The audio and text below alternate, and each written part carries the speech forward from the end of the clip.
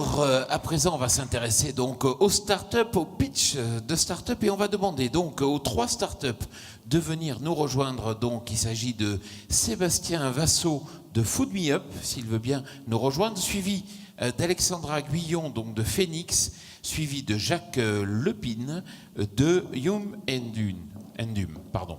Voilà, qui débute. Alors le principe, c'est que ces startups ont été sélectionnées tout spécialement dans le cadre de ce forum Vitagora. Et c'est Sébastien Vassot donc, qui va pitcher donc, sur sa startup. Alors attention, vous avez 5 minutes, chrono en main, 5, 4, 3, 2, 1, top départ. Super. Merci beaucoup. Bonjour à tous. Donc, je vais vous présenter Food Me Up. Je suis Sébastien, le fondateur. Food Me Up, c'est la gestion de cuisine réinventée. On est une application B2B, donc destinée aux professionnels de la gastronomie, qui va permettre de gérer de manière dynamique de la connaissance, du contenu de recettes de cuisine liées à des ingrédients, faire la connexion entre cette connaissance et la production, donc c'est la cuisine, mettre à l'échelle les recettes dans une logique de production, par exemple 150 pièces d'une recette qui initialement en faisait 10. Faire le lien entre la production et les approvisionnements, générer les listes de courses, aller plus loin dans la gestion de la relation fournisseur et ultimement aussi dégager de tout cela des choses plus intelligentes, donc obtenir des analyses. On est une start-up de 8 personnes aujourd'hui, donc une équipe qui est résolument food tech. Dans notre équipe de 8, il y a plus de 6 développeurs, il y a 6 développeurs full stack. Qui allie également une compétence culinaire. Donc, je suis moi-même passé par un CAP pâtissier. C'est comme ça que le projet est né, d'un besoin personnel de gérer efficacement toute ma production. Aujourd'hui, il faut savoir que la plupart des professionnels utilisent encore Word, Excel ou même le papier pour gérer leurs connaissances. C'est quelque chose qui est relativement problématique. Et on a également une sensibilité UX très importante. La sensibilité UX, c'est quoi? C'est la garantie de faire une solution très moderne. Aujourd'hui, un logiciel, s'il marche que s'il est compris par ses utilisateurs, et c'est le cas de très peu de solutions. On va le voir par contre sur des solutions comme Trello, Slack, GitHub, que vous connaissez peut-être. En fait, on s'accapare tout le marché juste parce qu'on a réussi à faire quelque chose qui est simple d'utilisation. Pour des grands groupes, ça veut dire quoi? Ça veut dire une réduction du coût de maintenance parce que ce n'est pas une SS2I qui vous facture 10 000 € le changement d'un bouton, et une réduction du coût de formation parce que finalement cette solution elle est simple d'utilisation. Alors, à quoi est-ce que ça ressemble? Donc là, j'ai un seul écran puisqu'on était un petit peu limité. La logique, c'est que Food Me Up vous permet de structurer toutes vos connaissances. Donc, on est parti d'une mercuriale d'ingrédients que vous avez enrichi en informations nutritionnelles, par exemple en important des informations du SQL, d'Open Food Facts ou d'autres bases. Pourquoi? Parce qu'il n'existe aujourd'hui aucune base de données d'ingrédients complète avec toute l'information nutritionnelle qui vous est nécessaire. Donc, vous êtes obligé de fabriquer la vôtre. Food Me Up, c'est optimisé pour cela. On gère une base de données d'ingrédients. À partir de ces ingrédients, on crée des recettes de cuisine, on fait remonter l'information nutritionnelle des ingrédients vers les recettes, on calcule de la rentabilité, on met des recettes dans les recettes, on ajoute des tags pour classer, ordonner, trier tout son contenu, et on a des actions de groupe, des actions individuelles sur tout son information, alors les ingrédients, les recettes, les commandes, et bien plus encore. Alors, Food Me Up, c'est aussi une API. Une API, c'est un relais de croissance. Une API, c'est quelque chose qui permet de dégager des cas d'usage supplémentaires en dehors de notre interface. Notre interface, elle est optimisée pour la gestion de votre contenu, mais vous pouvez extraire toute l'information de notre plateforme et en faire des choses supplémentaires. On est par exemple en mesure de enrichir l'information d'un site internet, donc par exemple afficher des recettes et juste la description, tandis que les étapes de production resteraient de la compétence des équipes. On peut rajouter par exemple synchroniser un module de production et un module de commande. On peut alimenter des objets connectés en données de recettes. Imaginez par exemple ce que Cookéo pourrait faire s'il était connecté à Food Me Up. On pourrait permettre à des chefs de cuisine de créer de la recette qui serait compatible directement avec le Cookéo. On en discute un petit peu avec le groupe Seb. Et en fait, c'est plus que ça, c'est la possibilité de faire un écosystème, de créer des applicatifs en mettant à votre disposition notre API et l'interconnecter avec vos systèmes. Alors rapidement, Food Me Up, c'est aussi une histoire. On est passé par le Nouma qui nous a accéléré, c'est le premier incubateur français. On a reçu un investissement d'Elior, donc en seed. On a reçu depuis plus de 1 million d'euros complémentaires sous forme de prêts, de subventions et de chiffre d'affaires. On est membre de Vitagora et Cap Digital. Bien évidemment, on va postuler au programme Accelerize. On est membre également de Paris Senco Smart Food, ce qui est très intéressant pour nous parce que c'est de premiers partenariats avec des grands groupes.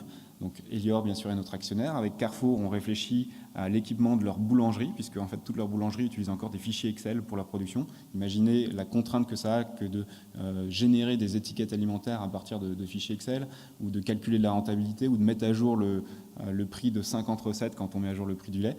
C'est vraiment problématique. Et les solutions qui existent chez des plus grands groupes comme Elior sont créées par des SS2I, impossibles à comprendre et pas ouvertes comme la nôtre. Très rapidement, on est une GUI, donc seulement 2000 entreprises en France le sont. Si vous avez envie de me poser plus de questions, je vous invite à noter mon email ou mon numéro de téléphone. Je suis disponible une grande partie de l'après-midi. Merci beaucoup. Merci beaucoup. On l'applaudit. Merci Sébastien. Donc, on a 3 minutes pour des questions. Qui souhaite poser une question sur cette start-up? Soyez sympa. Une question. Qui pose une question? Allez, pourquoi pas. Super. Quel est votre business model? Alors, on est B2B, donc on est dans un modèle de SaaS, donc c'est un abonnement mensuel qui est payé pour accéder à la plateforme. On a différents niveaux de prix et différents, en fonction en fait de la prestation que l'on propose. On peut s'adapter un petit peu, notamment pour les grands groupes. Pour le grand public ou celui des artisans, ça va être quelque chose d'assez normé. Ensuite, l'API elle-même, ça va être un pricing à l'usage. Une question dans la salle? Non, pas de question. Quelle est votre principale difficulté rencontrée? Principale difficulté rencontrée, c'est de créer la plus belle équipe qui existe. C'est très très compliqué de trouver les meilleures personnes. Aujourd'hui, on a de la chance, on est 8 personnes très soudées et très complémentaires. Ça ne suffit pas, il faut qu'on passe à 15, à 20, bientôt à 30. Donc recruter, c'est ce qu'il y a de plus compliqué. Bien, moi je dis bonne chance, bonne continuation et félicitations. Merci. À présent, on va accueillir donc Alexandra Guyon donc de Phoenix. 5 minutes, montre en main, top chrono. Top chrono. Top chrono. Alors, j'essaie juste de faire passer la bonne slide. Voilà. Allez, on est nickel. parti. Bonjour à tous. J'aimerais commencer par un chiffre. Chiffre de 2 milliards d'euros. 2 milliards d'euros, c'est le montant estimé des invendus dans la grande distribution en France à l'heure actuelle. Au niveau mondial, on estime que 1/3 de la production de nourriture part à la poubelle, entre le champ et l'assiette. Ces chiffres me choquent, m'indignent, à plus d'un titre. En tant que citoyenne, en tant que consommatrice, et puis également en tant que fille et sœur de paysans. Je sais le temps, l'énergie, les investissements financiers qu'il faut pour faire pousser 120 hectares de blé, de maïs, d'orge, en plus dans la Bresse jurassienne. J'accompagne régulièrement mon frère à l'intérieur de ces cultures pour l'entendre me parler de ses ennuis assez souvent et puis aussi de ses réussites, de ses succès. Me dire qu'un tiers de son temps, un tiers de son énergie et avant ça, un tiers du temps de mon père part directement à la poubelle, m'indigne profondément. Et quand je mets en parallèle le chiffre de l'aide alimentaire en France, des bénéficiaires de l'aide alimentaire en France, c'est-à-dire 3,9 millions de personnes en 2015, je me décide à agir. Et c'est pour cela que j'ai quitté la multinationale qui m'employait dernièrement pour rejoindre la start-up qui s'appelle Phoenix. Phoenix est une start-up qui a été créée en 2014, une start-up de l'ESS par Jean Moreau et Baptiste Corval, 2 entrepreneurs sociaux et solidaires. La mission, notre mission chez Phoenix, c'est de faire en sorte de lutter contre le gaspillage et de faire en sorte que la poubelle devienne une exception et la seconde vie des produits la règle. Comment ça marche? Chaque jour en France, dans les grands hypermarchés, vous avez entre 1 500 et 2 000 euros de produits qui partent à la benne, qui sont encore consommables. Ces produits peuvent être en fin de date de péremption, il peut y avoir un défaut d'étiquetage, un défaut d'emballage, une promotion qui s'est mal passée, qui n'a pas été vendue. Ça peut être également 10 000 litres de peinture, 15 palettes de carrelage, 2 tonnes de fêtage de toit qui dorment dans un entrepôt pour la grande distribution du bricolage. Ça peut être également 12 tonnes de bananes, de mangue, de tomates qui sont chez un client grossiste et puis qui restent sur les bras de ce client et qu'il va falloir redistribuer rapidement. Ça peut être également des petits fours. Suite à une conférence, les convives vont bouder ces petits fours et ces petits fours restent sur les bras du traiteur. Sans notre intervention, la plupart du temps, ces produits sont jetés, enfouis, incinérés. Notre travail chez Phoenix, c'est de faire en sorte que ces produits, déjà d'accompagner en fait nos clients sur la réduction du gaspillage, qu'est-ce qu'on peut faire en amont, ensuite de les doter d'outils numériques, de plateformes numériques, afin de mieux gérer ces invendus, de trouver des solutions de valorisation derrière. La plateforme, comme le disait tout à l'heure M. Laurent Marty, c'est aussi une de nos solutions, mettre en face offre et demande d'invendus, émetteurs d'invendus, récepteurs d'invendus. Et puis bien sûr aussi trouver des solutions de valorisation diverses et variées, mais notamment grâce à nos partenaires associatifs. Quel est notre business model? Notre business model, il est simple à comprendre. Vous avez deux effets. Le premier, quand on arrive à donner des invendus, forcément mécaniquement, vous réduisez votre facture de déchets. Deuxième effet qui se coule, vous avez une réduction d'impôt, un crédit d'impôt plus exactement, quand vous faites don de vos invendus à une association d'intérêt général, d'utilité générale. Eh bien, nous, Phoenix, comment on se rémunère? Eh bien, on prend une commission sur cette valeur co-créée.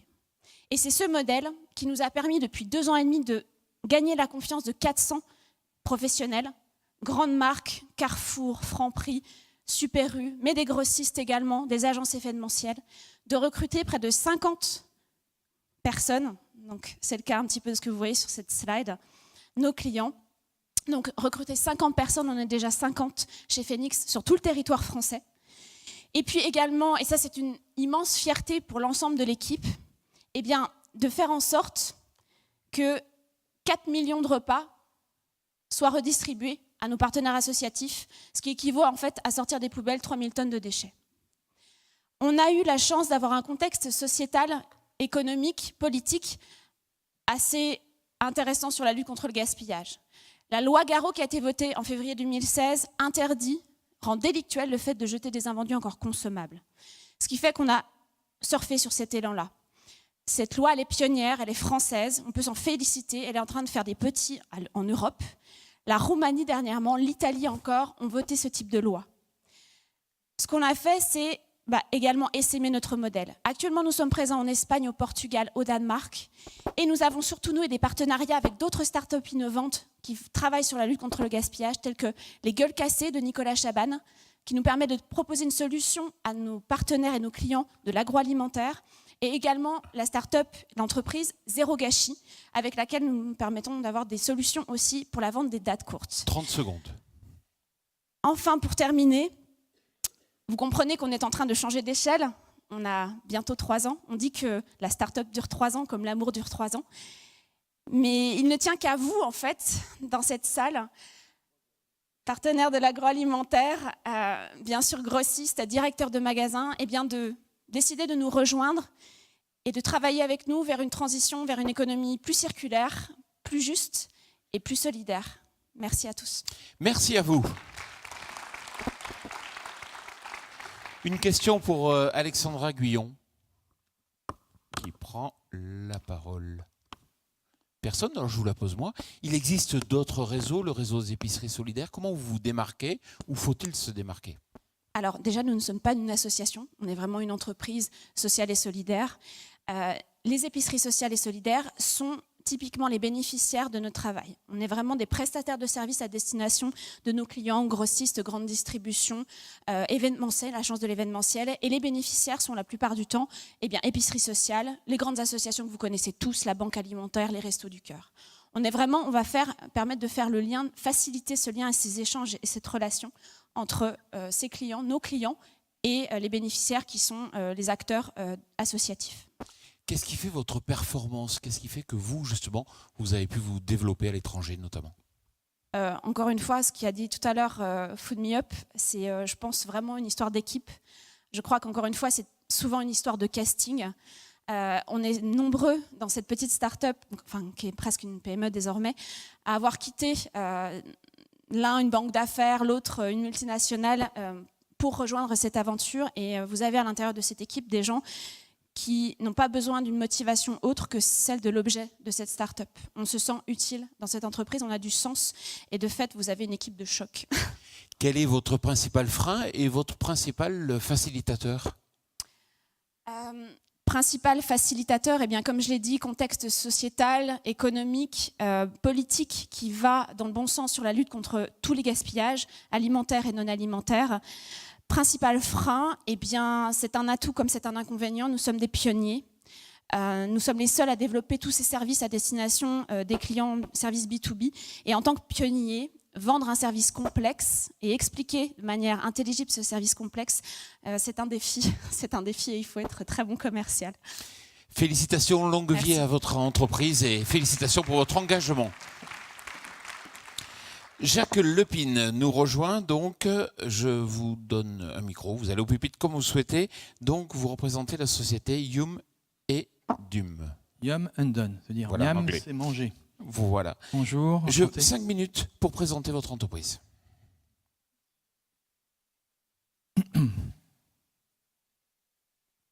Bonjour. Aujourd'hui, on est passé brutalement en un siècle d'un problème de malnutrition à un problème de maladie chronique. Ça touche environ, de façon impressionnante, 50% de tous les segments de la population. Chez les enfants, c'est la colique infantile, 50% des bébés qui ont la colique.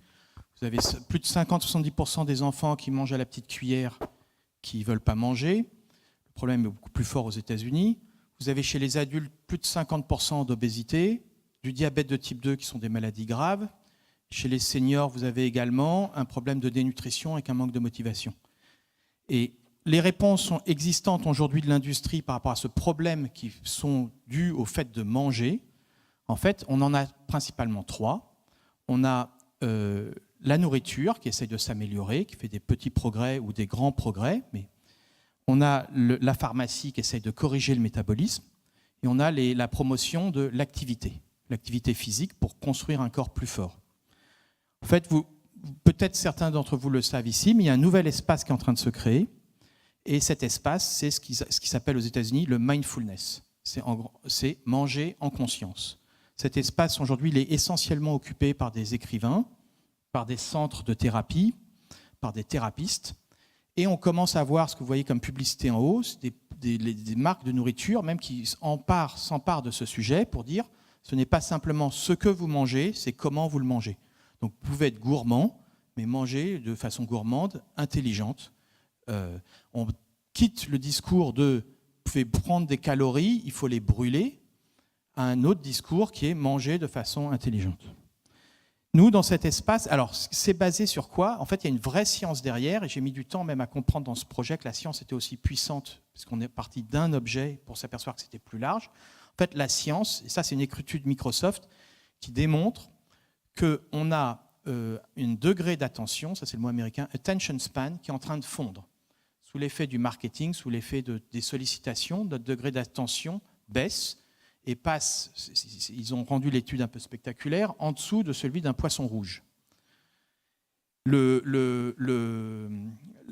théorie du mindful, on va dire, c'est mindful eating is eating with intention while paying attention, c'est-à-dire c'est ramener l'attention pour le repas, pour éviter que les dégâts se fassent par un mauvais comportement pendant le repas. Nous, derrière, dans cet espace du mindfulness, on se dit, c'est dur d'avoir une attention suffisante pendant le repas.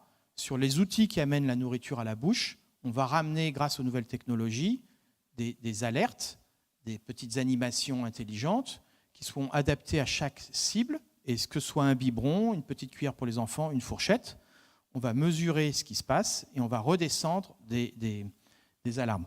Typiquement ici, on a un petit personnage pour manger les enfants, je vous le fais rapidement. Si on a la petite cuillère, on peut l'animer et le faire manger. Là, l'enfant, quand on le fait manger avec la petite cuillère, il voit l'animal qui mange les légumes et il imite et il mange les légumes. Donc ça simplifie considérablement le travail des parents qui veulent faire manger les enfants. On a la même chose avec une fourchette qui vibre et on a un porte-biberon qui donne le bon angle quand on mange pour indiquer qu'on est sur le bon angle. Donc ça, on a toute une roadmap de produits qui sont lancés un peu en étage. Si les gens sont intéressés, je décrirai un peu le déploiement de tout ce business. Et derrière, il faut voir que dans les business models, on a bien sûr la vente des objets, mais ce qu'on touche derrière, c'est qu'une fois qu'on vend des objets communicants pour les parents, le temps de repas, c'est un très bon endroit pour développer des apps, parce que le temps de repas, c'est par nature, le repas, c'est plusieurs fois par jour, c'est plusieurs minutes par jour, et dans le cas d'un enfant de petite cuillère, vous avez souvent une seule personne, mais la nounou, la maman, plusieurs personnes concernées. Donc vous additionnez ces temps d'usage sur une application, ça vous amène à des temps d'usage qui sont supérieurs à des applications très célèbres comme Facebook, des choses comme ça. Donc on sait très bien que là, on a des modèles américains, on devine les monétisations derrière une fois qu'on a du temps d'usage sur le fait de manger.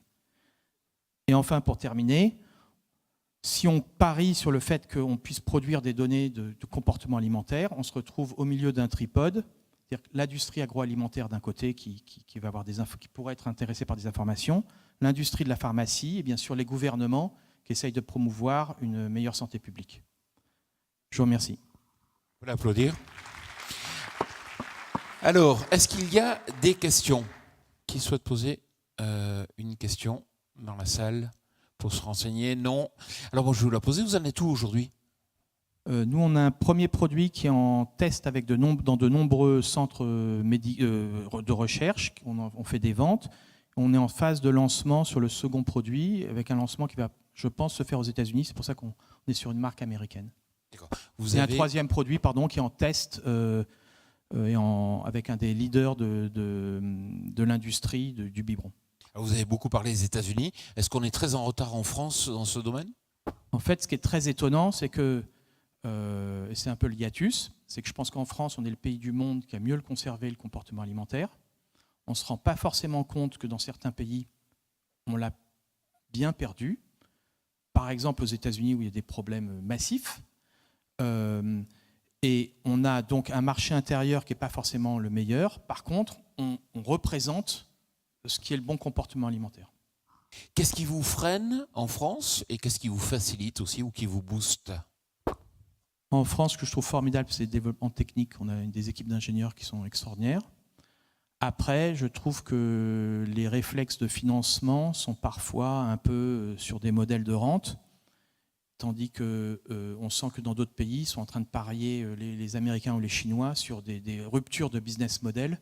Ils sont un peu plus, une aptitude au risque qui est plus grande. Modèle de rente, aller plus loin, vous voulez dire? On connaît tous, c'est-à-dire que si vous voulez faire de l'immobilier, si vous voulez faire une maison de retraite, si vous voulez faire des choses, vous présentez des modèles de rente avec une assurance sur le rendement qu'on vous donne. En fait, la grande différence, c'est qu'en France, on essaye très vite de comprendre dans quelle mesure l'argent que vous mettez va être rentabilisé à court terme, avec un degré d'assurance, finalement, une aversion au risque. Et on s'aperçoit qu'il y a des pays qui parient sur une autre vision, qui est celle de est-ce que la montagne est grande? Et si la montagne est grande, et que surtout le produit est bon, qu'il est accepté, qu'il y a ce qu'on appelle la traction, dans ce cas-là, si on met des premières sommes, on sait qu'on retrouvera des sommes derrière parce qu'on est confiant sur un marché qui va se créer. Votre avenir, il est où? Oui, alors on est en train de partir vers les... Là, on est tiré vers les USA à horizon... On fait notre dernière levée de fonds pour boucler fin d'année pour des défiscalisations, si des gens sont intéressés par le dossier. C'est le moment. Et après, c'est aux USA le coup d'après. Pas de questions sur certains? Bon, très bien. Merci beaucoup, on vous applaudit. Puis longue vie à votre entreprise et un très beau devenir.